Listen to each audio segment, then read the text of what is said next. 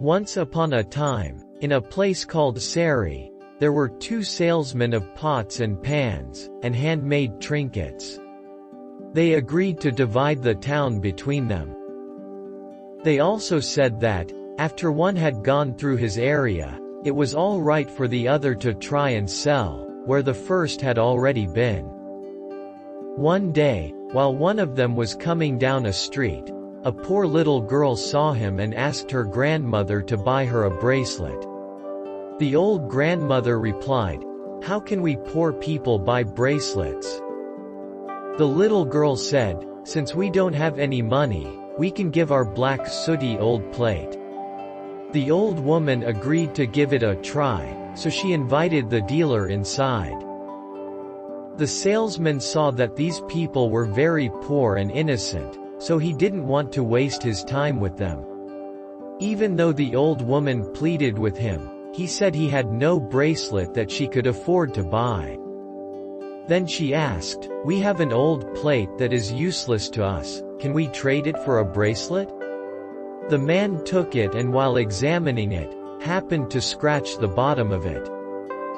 To his surprise, he saw that underneath the black soot, it was a golden plate. But he didn't let on that he had noticed it. Instead he decided to deceive these poor people, so he could get the plate for next to nothing.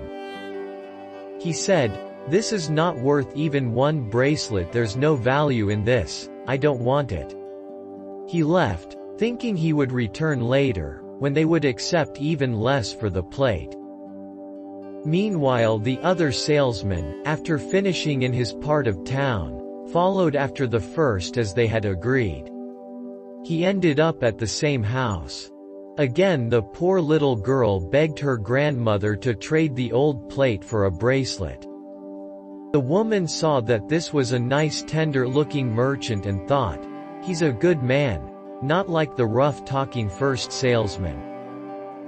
So she invited him in and offered to trade the same black sooty old plate for one bracelet. When he examined it, he too saw that it was pure gold under the grime. He said to the old woman, "All my goods and all my money together are not worth as much as this rich golden plate." Of course the woman was shocked at this discovery, but now she knew that he was indeed a good and honest fellow. So she said she would be glad to accept whatever he could trade for it. The salesman said, "I'll give you all my pots and pans and trinkets, plus all my money, if you will let me keep just 8 coins and my balancing scale, with its cover to put the golden plate in." They made the trade. He went down to the river, where he paid the 8 coins to the ferryman to take him across. By then the greedy salesman had returned, already adding up huge imaginary profits in his head.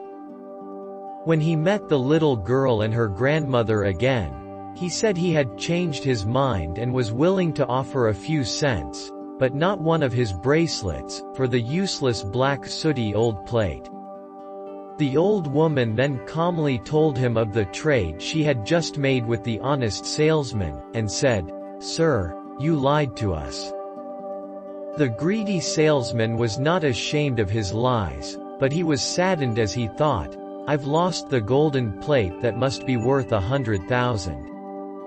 So he asked the woman, which way did he go? She told him the direction.